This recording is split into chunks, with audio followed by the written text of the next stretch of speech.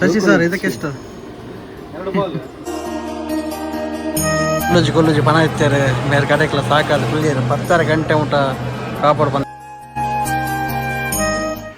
Hello hi ನಮಸ್ಕಾರ ಸ್ನೇಹಿತರೆ. ಯಾವುದೇ ಒಂದು ವಿಷಯ ಮಾತಾಡಬೇಕಂತಾದರೆ ನಮ್ಮ ಹೊಟ್ಟೆ ಫುಲ್ ಆಗಿರ್ಬೇಕಂತೆ. ಸೊ ಅದಕ್ಕಾಗಿ ನಾವೀಗ ಹೋಟೆಲ್ಗೆ ಹೋಗ್ತಾ ಇದ್ದೇವೆ. ಹೋಟೆಲಲ್ಲಿ ಇಡ್ಲಿ ಸಾಂಬಾರು ಬನ್ಸ್ ಹಾಗೆ ನಮಗೆ ಬೇಕಾಗಿರುವಂತಹ ತಿಂಡಿಗಳನ್ನು ತಿಂದು ಮತ್ತು ನಾವು ಹೋದದಲ್ಲಿ ಗೊತ್ತಾ, ಉಡುಪಿಯಿಂದ ಸರೌಂಡಿಂಗ್ 70 ಕಿಲೋಮೀಟರ್ ಒಳಗೆ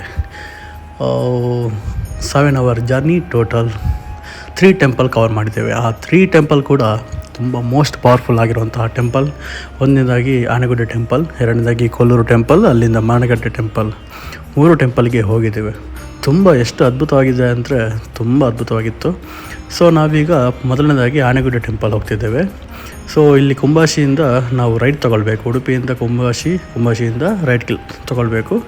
ಈ ದ್ವಾರ ನೋಡಿ, ಇದು ಆನೆಗುಡ್ಡೆ ಟೆಂಪಲ್ ಇದು ದ್ವಾರ. ಓಕೆ, ಆನೆಗುಡ್ಡೆ ಟೆಂಪಲ್ ಸಾಧಾರಣ ದ್ವಾರದಿಂದ ಒಂದು 500-1 ಕಿಲೋಮೀಟರ್ ಇರ್ಬೋದು ಅಷ್ಟೇ. ಅದು ಒಂದು ದೇವಸ್ಥಾನ ಇದೆ ಅಲ್ವಾ ಫ್ರೆಂಡ್ಸ್, ತುಂಬ ಚೆನ್ನಾಗಿದೆ. ತುಂಬ ಕಾರ್ಣಿಕ ಅಂತಲೂ ಹೇಳ್ಬೋದು, ತುಂಬ ಪವರ್ಫುಲ್ ಅಂತಲೂ ಹೇಳ್ಬೋದು. ಇದು ಒಂದು ಔಟರ್ ಒಂದು ಲೊಕೇಶನ್. ಈ ಥರ ಟೆಂಪಲು ನಾವು ಮಾರ್ನಿಂಗ್ ಒಂದು 7-7:30 ಹಾಗೆ ನಾವು ಅಲ್ಲಿ ರೀಚ್ ಆಗಿದ್ದೇವೆ. ತುಂಬ ಒಂದು ಯಾವ ಥರ ಒಂದು ವೈಬ್ ಇದೆ ಅಲ್ಲ, ಒಂದು ಡಿವೈನ್ ವೈಬ್ ಅಂತ ಹೇಳ್ಬೋದು. ತುಂಬ ಒಂದು ಚೆನ್ನಾಗಿದೆ. ಇದು ಇಂಡೋರ್ ದೇವಸ್ಥಾನದ ಒಳಾಂಗಣದ್ದು ಚಿತ್ರೀಕರಣ. ತುಂಬ ಒಂದು ಶಿಲ್ಪ ಕೆತ್ತನೆ ಆಗಿರ್ಬೋದು, ತುಂಬ ಚೆನ್ನಾಗಿ ಮಾಡಿದ್ದಾರೆ. ಸೊ ನಾವೀಗೆಲ್ಲ ದೇವರ ದರ್ಶನ ಎಲ್ಲ ಮಾಡಿಬಿಟ್ಟು ನಾವು ಅಲ್ಲಿಂದ ರಿಟರ್ನ್ ಹೊರಡ್ತೇವೆ. ಯಾಕೆಂದರೆ ಇನ್ನೊಂದು ಟೆಂಪಲ್, ಕೊಲ್ಲೂರು ಟೆಂಪಲ್ ಹೋಗಬೇಕಾಗುತ್ತೆ. ಸೊ ಇಲ್ಲಿಂದ ಒಂದು 1.5 ಜರ್ನಿ ಇದೆ. 1 ಅವರ್ ಜರ್ನಿ ಇರ್ಬೋದು. ಆನೆಗುಡ್ಡೆಯಿಂದ ಕೊಲ್ಲೂರಿಗೆ 1 ಅವರ್ ಜರ್ನಿ ಇದೆ. ಸೊ ನಾವು ರಿಟರ್ನ್ ಹೊರಡ್ತಾ ಇದ್ದೇವೆ.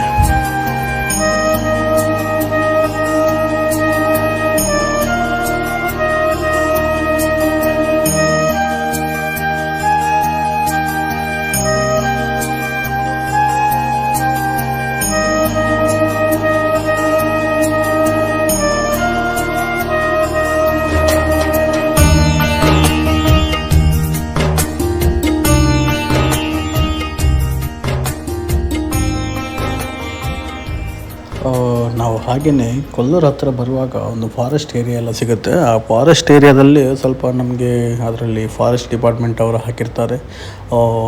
ಕಾಡು ಪ್ರಾಣಿಗಳು ಇರುತ್ತವೆ, ಕಾಡು ಕೋನ ಇರ್ಬೋದು, ಚಿರತೆ ಆ ಥರ ಅಂತ.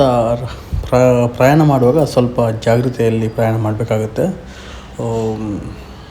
ಯಾಕಂದರೆ ಹೇಳೋಕ್ಕಾಗಲ್ಲ, ರಾತ್ರಿ ಟೈಮಲ್ಲಿ ಆಗಿರ್ಬೋದು ಪ್ರಾಣಿ ಎಲ್ಲ ಆ ಕಡೆ ಈ ಕಡೆ ಓಡಾಡ್ತಿರುತ್ತೆ. ಸೊ ಸ್ವಲ್ಪ ಕೇರ್ಫುಲಿ.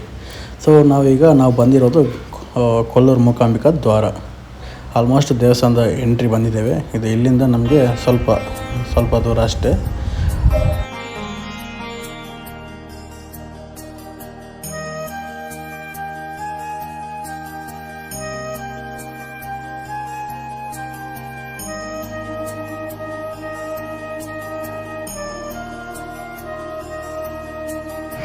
ನಾವು ಕೊಲ್ಲೂರು ದೇವಸ್ಥಾನಕ್ಕೆ ರೀಚ್ ಆಗಿದ್ವಿ. ಗಾಡಿ ವಾಹನದ ಪಾರ್ಕಿಂಗ್ ಅಲ್ಲಿ ವ್ಯವಸ್ಥೆ ಕೂಡ ಇದೆ. ನಾವು ದೇವಸ್ಥಾನಕ್ಕೆ ಒಳಗಡೆ ಪಾರ್ಕಿಂಗ್ ಕಡೆಯಿಂದ ನಾವು ಬರುವಾಗ ಇದು ಮೊದಲಿಗೆ ನಮಗೆ ಎಂಟ್ರಿ ಸಿಗ್ತದೆ. ದೇವಸ್ಥಾನದ ಏನಾದರೂ ಫ್ಯಾನ್ಸಿ ಐಟಮ್ ಆಗಿರ್ಬೋದು. ಇದು ಹೊರಭಾಗ ರಥೋತ್ಸವಕ್ಕೆ ಸಿದ್ಧವಾಗ್ತಿದೆ. ನಾವು ಹೋಗೋ ಸಮಯದಲ್ಲಿ ರಥೋತ್ಸವ ಆಗೋ ಸಮಯ. ಹಾಗೆಯೇ ಇದು ದೇವಸ್ಥಾನದ ಹೊರಭಾಗ. ತುಂಬ ಮೂಕಾಂಬಿಕಾ ದೇವಸ್ಥಾನ ಅಂದರೆ ನಿಮಗೆ ಗೊತ್ತಿರ್ಬೋದು ಫ್ರೆಂಡ್ಸ್. ಒಂದು ಅದರದ ಸ್ಟೋರಿನೇ ಇದೆ, ಹಿಸ್ಟ್ರಿ ಇದೆ. ಕೇರಳದಿಂದ ತುಂಬ ಜನ ಭಕ್ತಾದಿಗಳು ಬರ್ತಾರೆ. ಅದು ಯಾಕೆ ಏನಂತ ನಿಮಗೆ ಗೊತ್ತಿರ್ಬೋದು. ಸೊ ಇದು ಅಲ್ಲಿ ನಾವು ದೇವರ ದರ್ಶನಕ್ಕೆ ನೋಡಿ ಎಷ್ಟು ತುಂಬ ಕ್ಯೂ ಇದೆ ಅಂದರೆ, ನಾವು 9 ಗಂಟೆಗೆ ರೀಚ್ ಆಗಿದ್ವಿ. ಬಟ್ ಒಳಗಡೆ ಹೋಗಲಿಕ್ಕೆ ಆಗಿಲ್ಲ. ಯಾಕೆಂದರೆ 9ರಿಂದ 10-10:30ವರೆಗೆ ದೇವರ ದರ್ಶನ ನಡೀತಿತ್ತು. ಇವನು ಪಾಪ ನಿಂತ್ಕೊಂಡು ಸಾಕಾಗಿದೆ ಅಂತೆ. ಸೊ ಅಲ್ಲೇ ಕೂತ್ಕೊಂಡು ಬಿಟ್ಟ. ಇವನು ಅಂದಾಜು ಮಾಡ್ತಿದ್ದಾನೆ ಯಾವ ಕೂತ್ಕೊಳ್ಳೋದು ಅಂತ. ಈಗ ಅಂದಾಜು ಮಾಡಿ ಈಗ ಸುಸ್ತಾಗಿ ಫೈನಲಿ ಕೂತ್ಕೊಳ್ಳಿಕ್ಕೆ ರೆಡಿಯಾಗಿದ್ದಾರೆ ನೋಡಿ. ನಮ್ಮ ಶಶಿ ಅಂತ ಇವರು ಸುಸ್ತಾಗಿ ಕೂತ್ಕೊಂಡಿದ್ದಾರೆ.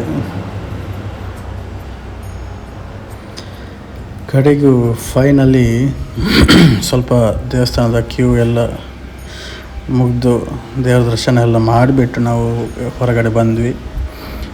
ಹೊರಗಡೆ ಎಲ್ಲ ಬಂದಮೇಲೆ ತುಪ್ಪದ ದೀಪ ಅಂದರೆ ಏನಾದರೂ ಹರಕೆ ಇದ್ದರೆ ಅಥವಾ ಏನಾದರೂ ದೋಷ ನಿವಾರಣೆ ಆಗಬೇಕಂತಾದರೆ ದೇವರು ನೆನೆಸ್ಕೊಂಡು ತುಪ್ಪದ ದೀಪ ಇಡ್ಬೋದು.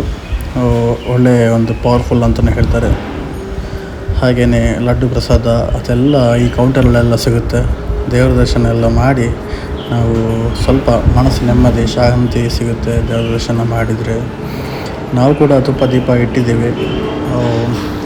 ಏನಾದರೂ ನೆಗೆಟಿವ್ ಎನರ್ಜಿ ಇದ್ದರೆ ಒಂದು ಹೋಗಲಿಕ್ಕೆ ಅಂತ ಎಲ್ಲ ದೇವ್ರ ದರ್ಶನ ಎಲ್ಲ ಮಾಡಿಬಿಟ್ಟು ದೇವಸ್ಥಾನಕ್ಕೆ ಅನ್ನ ಭೋಜನ ಸ್ಟಾರ್ಟ್ ಆಯಿತು. ಊಟ ಎಲ್ಲ ಮುಗಿಸ್ಕೊಂಡು ನಾವು ಹೊರಗಡೆ ಬರುವಾಗ ಅಲ್ಲಿ ಕೆರೆಯಲ್ಲಿ ಒಂದು ಹಾವು ಕಾಣಿಸಿದೆ. ಆ್ಯಕ್ಚುಲಿ ಅದು ಹಾವಲ್ಲ, ಅದು ಒಳ್ಳೆ ಅಂತ ಒಂದು ಸ್ನೇಕ್ ಥರ, ಬಟ್ ಸ್ನೇಕ್ ಅಲ್ಲ, ಅದು ಫಿಶ್. ಓಕೆ, ಸೊ ಅದನ್ನು ನೋಡ್ತಾಯಿದ್ವಿ ನೋಡಿ. ಚಿಕ್ಕ ಚಿಕ್ಕ ಫಿಶ್ ಇದೆ. ಅದು ಅಲ್ಲೇ ಹೊರಗಡೆ ಭಾಗದಲ್ಲಿ ಒಂದು ಕೆರೆ ಇದೆ. ನಾವು ಇದನ್ನೆಲ್ಲ ಮುಗಿಸ್ಕೊಂಡು ನಾವು ಹೊರಗಡೆ ಬರುವಾಗ ಸಂತೆ ಥರ ಫ್ಯಾನ್ಸಿ ಐಟಮ್, ದೇವಸ್ಥಾನದ ಫೋಟೋ ಆಗಿರ್ಬೋದು, ದೇವ್ರ ಫೋಟೋ, ಆಟಾಡುವ ಐಟಮ್ಸ್ ಆಗಿರ್ಬೋದು, ಅಥವಾ ಮಕ್ಕಳಿಗೆ ಬೇಕಾಗಿರುವಂಥದ್ದು ಅಥವಾ ಮನೆಗೆ ಬೇಕಾಗಿರುವಂಥದ್ದು ಎಲ್ಲ ಐಟಮ್ಸ್ ಇಲ್ಲಿ ಸಿಗ್ತಿತ್ತು.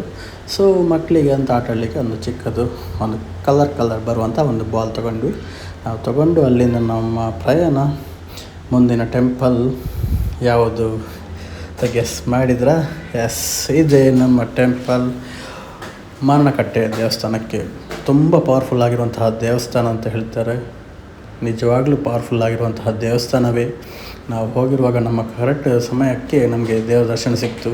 ಅದನ್ನೆಲ್ಲ ಮುಗಿಸ್ಕೊಂಡು ನಾವು ಹೊರಗಡೆ ಬಂದು ನಾವು ಬಂದದ್ದು ಮತ್ತೆ ಮನೆಗೆ.